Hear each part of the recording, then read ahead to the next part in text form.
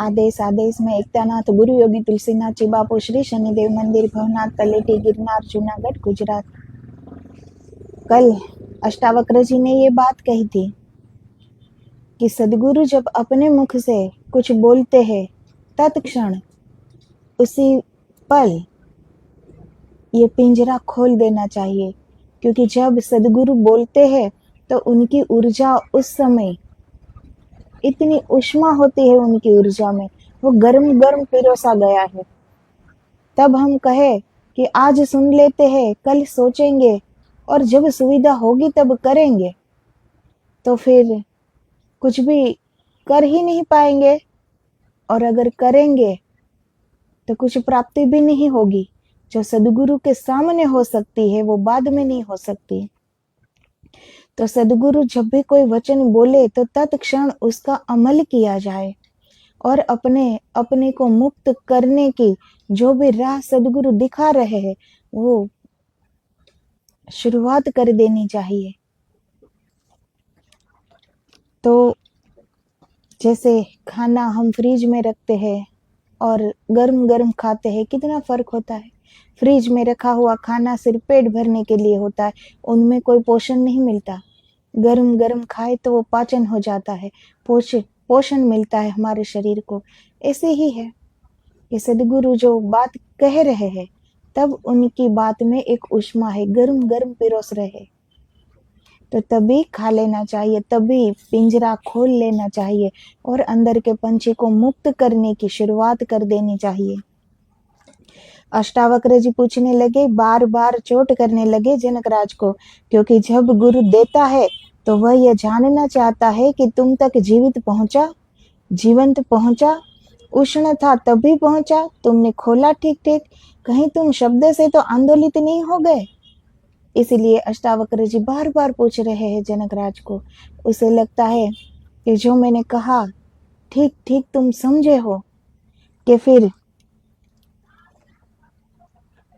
जब उष्ण था तभी पहुंची है मेरी बात, जब गर्म थी तभी पहुंची है मेरी बात, तुमने ये पिंजरा ठीक से खोल दिया है कि कहीं तुम शब्द से तो आंदोलित नहीं हो गए, कहीं यह जनक पिंजरा ही तो नहीं हिला रहे हैं। इसके भीतर पक्षी भी है, जीवित पक्षी है, उस जीवित पक्षी को मुक्त करने की चेष्टा इसने की है या केवल शब्द जाल में पड़ गया। क्योंकि जो जो जो अष्टावक्र जी ने कहा वही वही जनकराज ने दोहरा दिया है, सिर्फ आश्चर्य शब्द जोड़ जोड़ कर वही वही दोहरा दिया है। तो कहीं यह पुनरुक्ति तो नहीं? तो अष्टावक्र जी सोच रहे कि जैसा मैंने मेरी अनुभूति बताई है वैसे ही तो जनकराज ने सिर्फ उनमें आश्चर्य इतने शब्द जोड़े हैं, बाकी तो ऐसे ही मुझे बताया जो मैंने उसे बताया था। तो ये मेरा कहा हुआ दोहरा तो नहीं रहा है ना जनकराज? तो ये अभी कसौटी करनी बाकी है अष्टावक्र जी को जनकराज की, इसलिए ये सोच रहे हैं वो, कहीं यह आंतरिक स्मृति तो नहीं, कहीं यह जनकराज बहुत स्मृतिवान व्यक्ति तो नहीं, यह वस्तुतः ही से हो रहा है जो यह कह रहे हैं। तो अष्टावक्र जी सब तरफ से खोदने लगे, ये उनकी खुदाई के है, इनमें बड़ी करुणा है और बड़ी कठोरता भी, कठोरता कि जनकराज तो अहोभाव की बात कर रहे हैं और अष्टावक्र जी परीक्षा लेने लगे। करुणा क्योंकि परीक्षा अगर समय पर न ली जाए और समय खो जाए तो फिर बात बेमौसम की हो जाती है।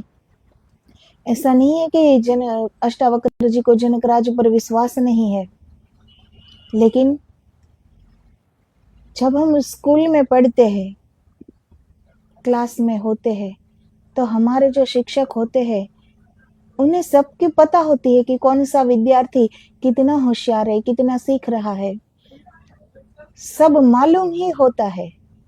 तो क्या मालूम होने से क्या परीक्षा नहीं ली जाती? परीक्षा तो ली ही जाती है ना, जबकि शिक्षक को मालूम है कि यही सबसे अच्छे मार्क से उत्तीर्ण होगा, फिर भी परीक्षा तो ली ही जाती है ना। इसी तरह अष्टावक्र जी को पता है जनकराज की जो क्षमता है, जनकराज का जो ज्ञान है, अभी जनकराज का जो अनुभव है, ये पता है उन्हें, फिर भी समय पर सदगुरु कसौटी तो लेते ही है, तभी एक शिष्य परिपक्व बन सकता है। तो रास्ता कोई भी चुने हम, लेकिन जिस क्षण ये अनुभूति होती है वो तो एक सी ही होती है। इसीलिए जो अनुभूति अष्टावक्र जी ने जनकराज के पास कही थी, वो ही शब्द के द्वारा, वो ही अनुभूति जनकराज ने अष्टावक्र जी को कही। तो अब अष्टावक्र जी सोच रहे हैं कि ये सब याद रहा हो उसे, और ये वही का वही तो नहीं दोहरा रहा है। सचमुच अपनी स्वयं की इतनी अनुभव कर लिया ना जनकराज ने कि मेरी ही दोहराई बात कर रहे हैं। तो इस बात को वो खोद खोद के तपास कर रहे हैं जनकराज की। फिर उसका कुछ अर्थ नहीं रह जाता। तो अभी अभी ताजी ताजी परीक्षा वे ले रहे हैं कि वह जो मैंने तुझे कहा है वह पहुंच गया तेरे हृदय तक, बन गया तेरा रक्त मांस मज्जा, तूने उसे रूपांतरित कर लिया अपने प्राणों में। तो सदगुरु ने जो बात कही है वो इतनी गहराई से उतरनी चाहिए हमारे अंदर कि वो हमारी रक्त मज्जा में, नस नस में दौड़ जाए वो बात। या केवल बुद्धि में भटकती हुई बात है कि बुद्धि में भटकते हुए शब्द और विचार है। तू कहाँ से कह रहा है, तेरे भीतर हो गया वहां से कह रहा है, या तूने मुझे सुन लिया और तू मेरे सामने ही मुझे ही को दोहरा रहा है। तू कहीं ग्रामोफोन का रिकॉर्ड तो नहीं। अष्टावक्र जी कह रहे हैं कि ये बात जो तू कह रहा है वो दिमाग से तो नहीं कह रहा है ना, जो मैंने बात कही थी वो गहराई में उतरी तो है ना, ये बात अंदर से स्वयं की अनुभूति की ही हो रही है ना, या फिर मैंने जो कही वो याद रख कर कह रहा है। इसका खतरा है, क्योंकि सदगुरु के वचनों की एक खूबी है कि वे बड़े प्यारे हैं। वे इतने प्यारे हैं कि उन पर भरोसा कर लेने का मन होता है। वे इतने प्यारे हैं कि उन पर विश्वास जगता है। यही खतरा है। अगर सत्य पर विश्वास जग गया तो खतरा है। खतरा यही है कि सत्य कभी विश्वास नहीं बन सकता। विश्वास तो सदा झूठ हो जाता है। विश्वास मात्र झूठ है। सत्य से जगनी चाहिए श्रद्धा, विश्वास नहीं। हमें विश्वास तो है अपने सदगुरु पर कि वो जो कह रहे हैं वो सत्य है। फिर उसी विश्वास के साथ ये हमारा सिर्फ विश्वास है। हमने जाना नहीं है कि सदगुरु किस स्थिति पर है, सदगुरु क्या है। तो ये तो हम जब सत्य को समझ लेंगे, सत्य की स्वयं अनुभूति कर लेंगे, तब ही पता चलेगा कि सदगुरु क्या है। तो विश्वास जगे, इनसे अच्छा कि श्रद्धा जग जाए।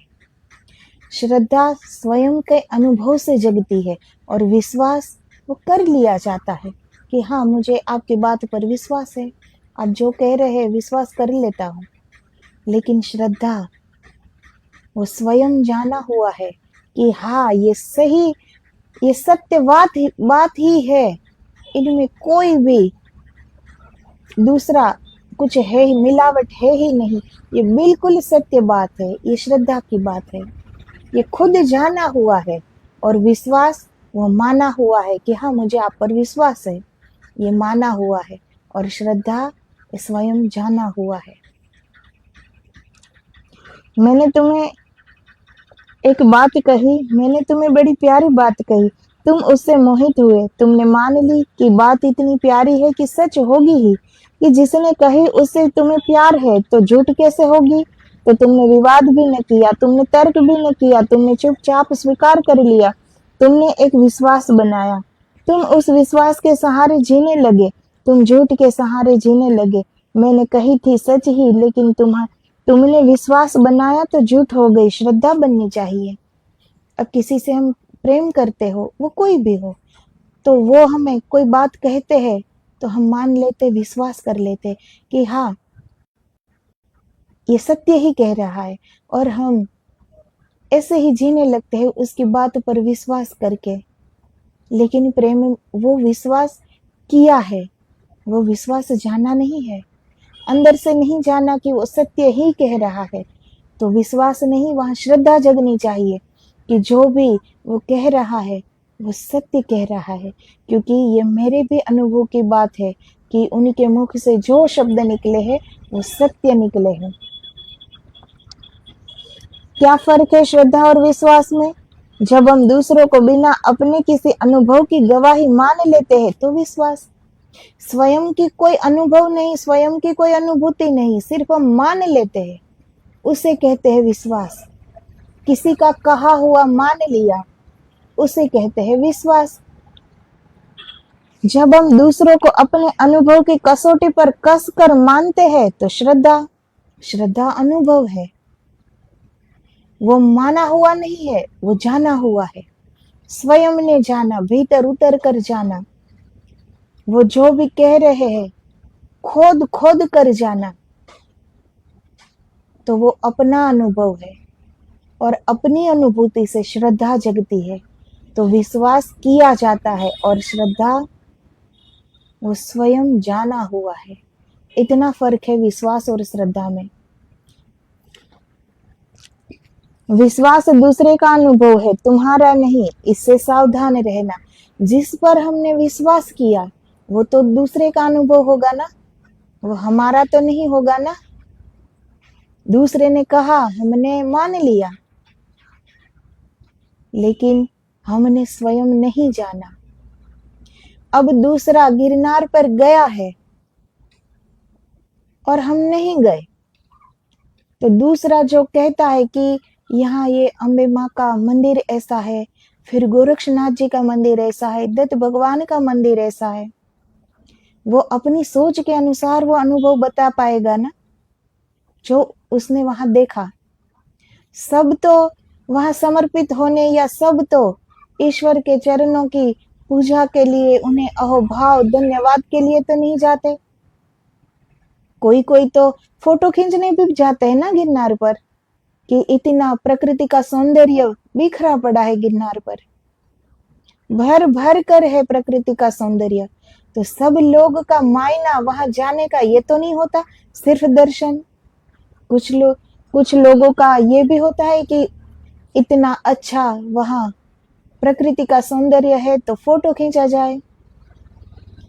तो वो हमें कैसे बता सकता है कि इस मंदिर में पग धरते ही ऐसे अनुभूति हुई? वो नहीं बता सकता, वो सिर्फ कह रहा है और हमने देखा नहीं है, इसीलिए हमने मान लिया कि हाँ ऐसा ही होगा। तो ये विश्वास है। और फिर जब हम गिरनार चढ़ कर जाते हैं और जो अनुभूति हमें हुई, वहां पग धरते ही जो अनुभूति हमने की, वो कहलाती है श्रद्धा, क्योंकि स्वयं ने जाना। तो वो जो विश्वास किया था वो दूसरों का जाना हुआ था, अपना जाना हुआ नहीं था। लेकिन जब हम जाते हैं तो यह हमारा जाना हुआ हो जाता है। इन्हें कहते हैं श्रद्धा।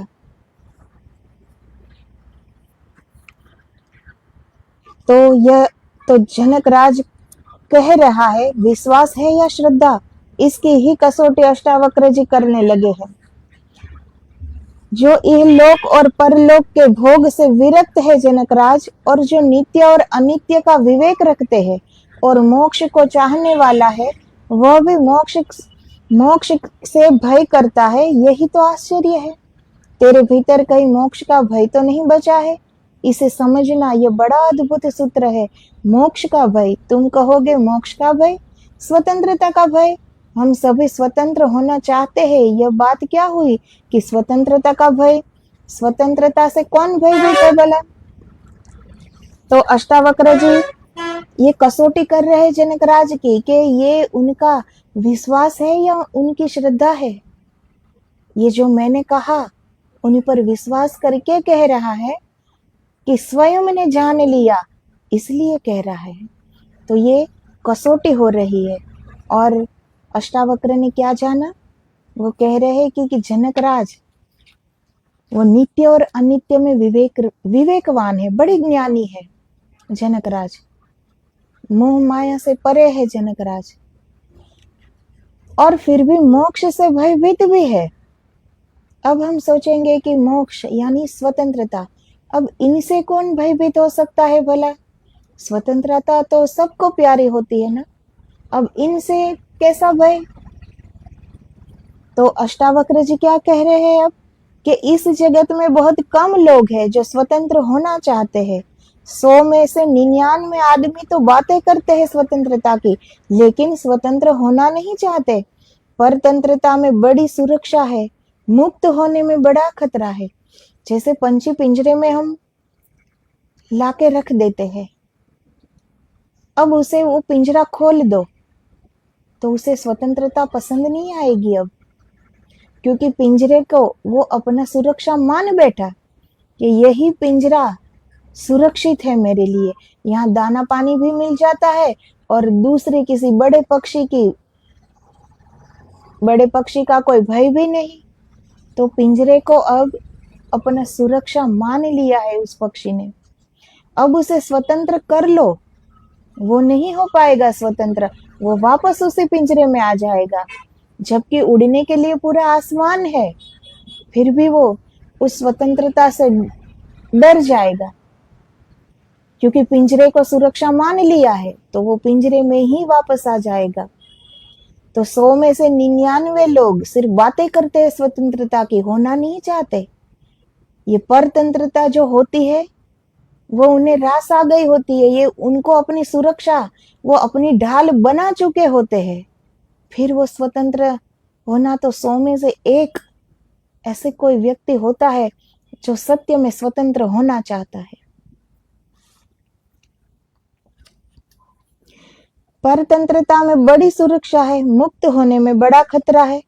इसीलिए लोग एक परतंत्रता से दूसरी परतंत्रता में उतर जाते हैं, बस परतंत्रता बदल लेते हैं, लेकिन स्वतंत्र कभी नहीं होते।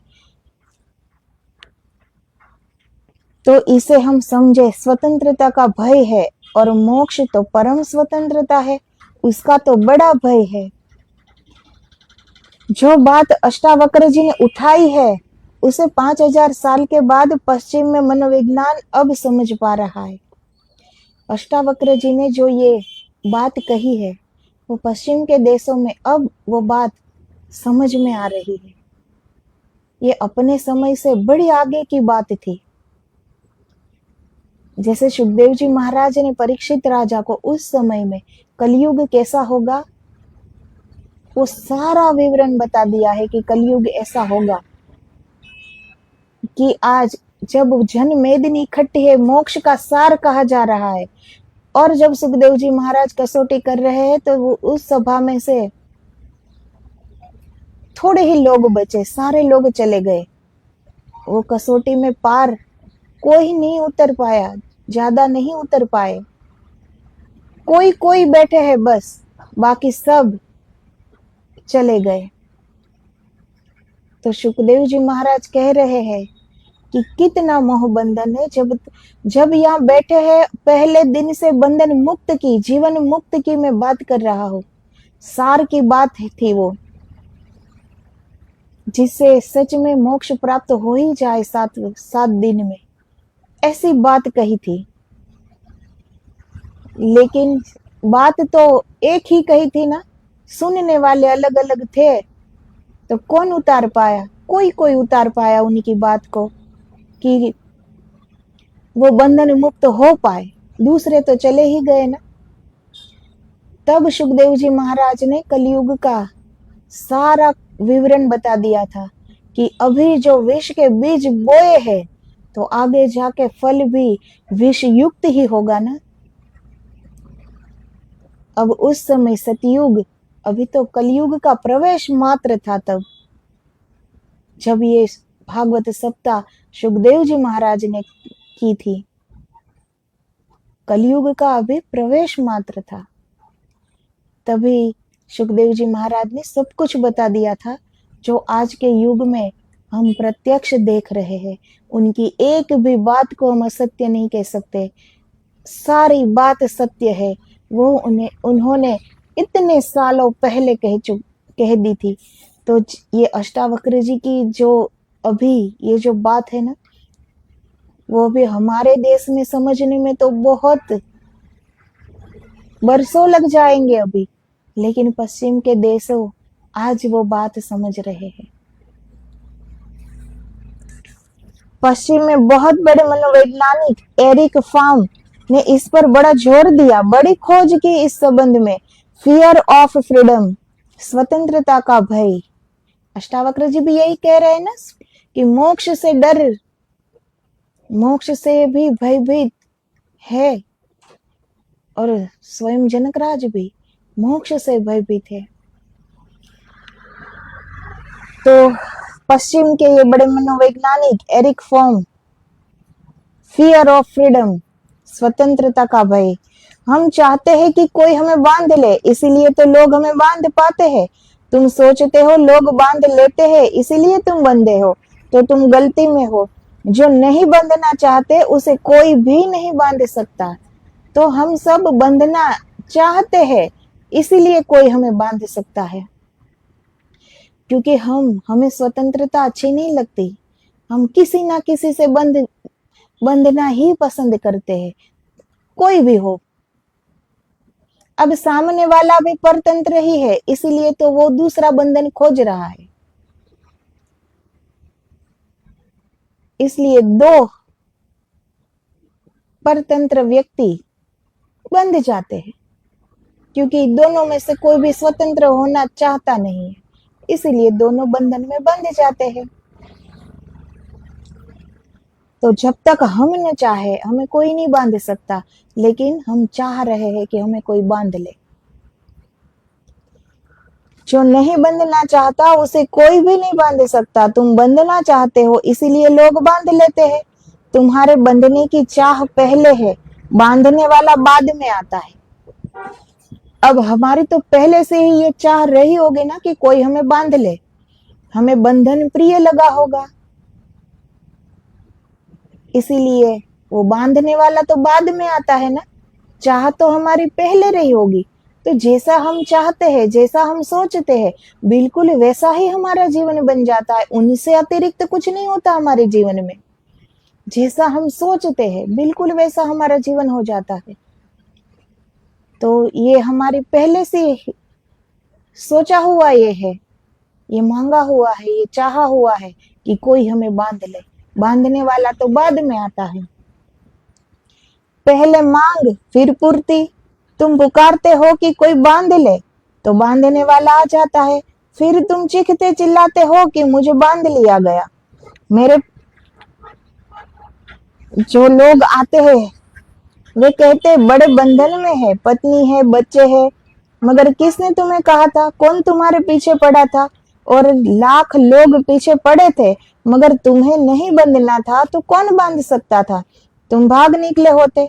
घर में आग लगी हो और तुम घर के भीतर बैठे हो, लाख तुम्हें लोग समझाए कि अरे बैठे रहो, कोई हर्जा नहीं, तुम बैठ नहीं सकोगे। अब हम ये बहाना करें कि सारा कुटुंब, सारा परिवार पीछे पड़ गया था, इसीलिए शादी कर ली, अब पत्नी बच्चे सब बंधन है। अब वो बंधन लगने लगे। वो बंधन स्वयं चाहा था, कोई बांध नहीं सकता। 1000 लोग, लाख लोग भी आ जाए और हम बंधना न चाहे तो कोई हमें बांध नहीं सकता। लेकिन तब हम क्या बहाना करते हैं कि इतने लोग पीछे पड़ गए थे, इसलिए ये सब हो गया।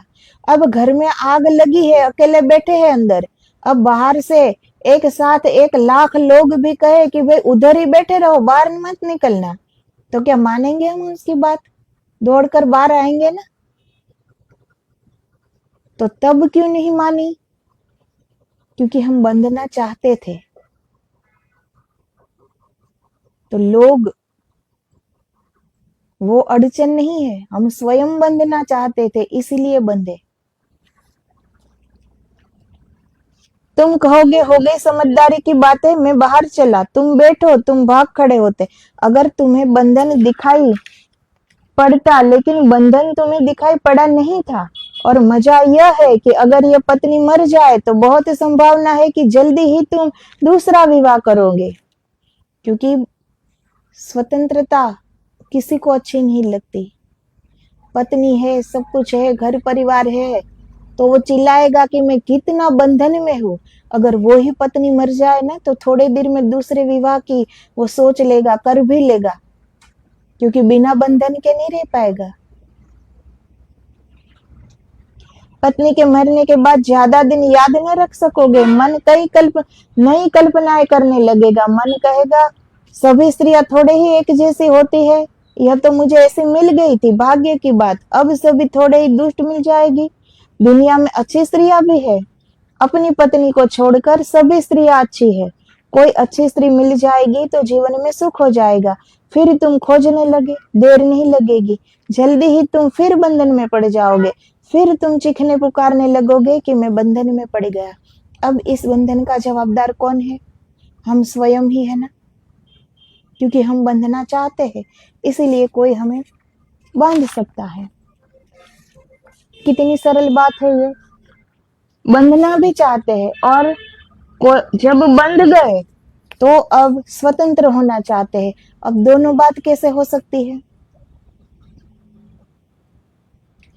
दुनिया में अपनी पत्नी के अलावा दूसरी सारी पत्नी अच्छी लगती है। जब उन्हें बंधन मालूम पड़ता है ना पुरुष को, तो उसे ऐसा लगता है कि ये मेरे भाग्य में ऐसी स्त्री है। बाकी सभी तो स्त्री है, दुनिया की हर स्त्री अच्छी है, तो अब ये नहीं तो दूसरी खोजता हूं। फिर दूसरी मिल जाएगी, बात तो वही रहेगी। फिर चीखने चिल्लाने लगेगा कि बंधन में मुझे कितना बंधन है, तो ये किसने बांधा? स्वयं बंधना चाहते हैं हम, इसीलिए। तो दोहरी चाल जो ये हम जी रहे हैं ना, कि बंधन भी चाहिए और मोक्ष भी चाहिए, ये कैसे हो सकता है? मोक्ष तो परम स्वतंत्र है, और हमने कभी स्वतंत्र, कभी बैठकर सोचना, एक एक निर्णय भी लेना हो ना तो अकेले नहीं कर सकते। इतना दूसरों पर निर्भर होते हैं हम। घर में सभी से पूछेंगे, सारे दोस्तों से पूछेंगे, एक निर्णय भी हम स्वतंत्र अपने आप नहीं ले सकते। इतना हम दूसरों पर आधारित होते हैं। इतना भी विश्वास नहीं अपने आप पर कि अकेला मैं एक निर्णय भी ले सकता हूं, इतना भी विश्वास नहीं है। तो फिर अकेला जी सकता हूं, अकेले मैं भीतर उतर सकता हूं, अकेले मैं कुछ प्राप्त कर सकता हूं, ये विश्वास जगना तो कितनी दूर की बात हो गई ना फिर। और अगर मुक्त होना है तो ये तो अकेले की स्वयं की अनुभूति होगी ना।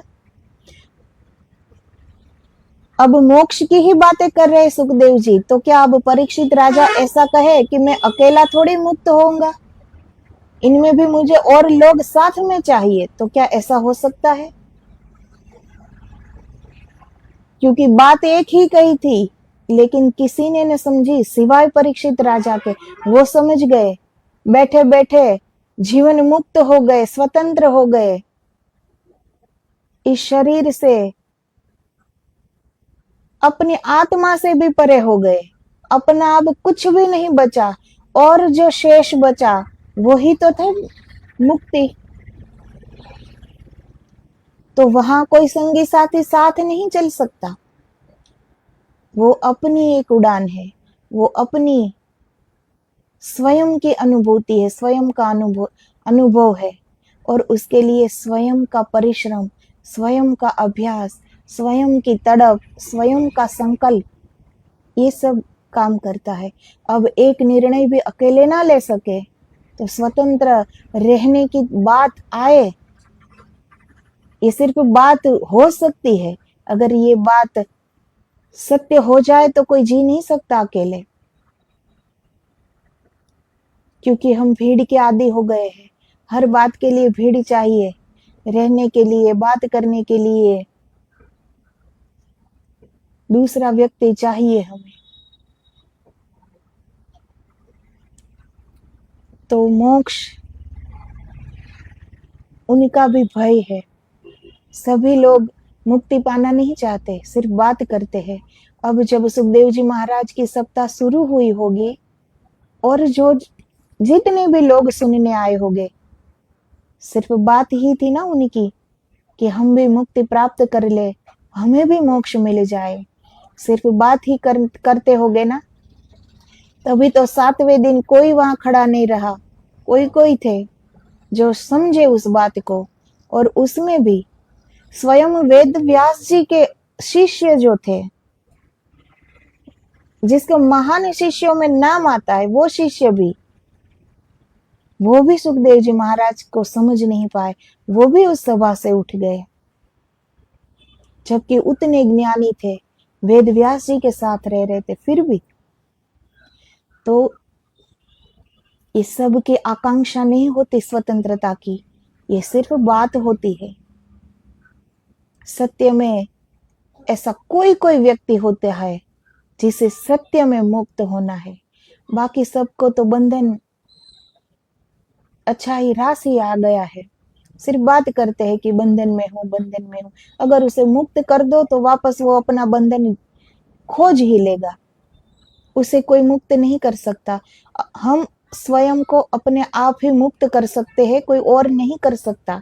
अगर कोई और कर सकता तो फिर सुखदेव जी महाराज ने जो सत्ता की, तो परीक्षित राजा के साथ हर व्यक्ति वहां मौजूद रहा, हर व्यक्ति मुक्त हो जाता। लेकिन ये अपने पर है कि कौन मुक्त होना चाहता है। हम ही अपने आप को मुक्त कर सकते हैं, कोई और नहीं करा सकता, कोई और सिर्फ मार्ग दिखा सकता है, मुक्त नहीं करा सकता, वो हमें स्वयं करना पड़ता है। तो आगे अब अष्टावक्र जी कैसे कसौटी लेंगे जनक राज की, वो अब कल के वीडियो में बात करेंगे। तो जय गुरुदेव, आदेश आदेश, जय गिरनारी।